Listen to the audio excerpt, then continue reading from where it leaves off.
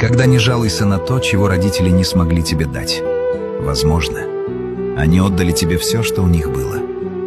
Ты видишь только то, чего не хватало. А они помнят каждую ночь, когда не спали ради тебя.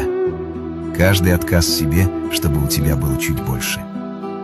Мы привыкли считать, что нам не додали, но редко задумываемся, а сколько они не дожили ради нас.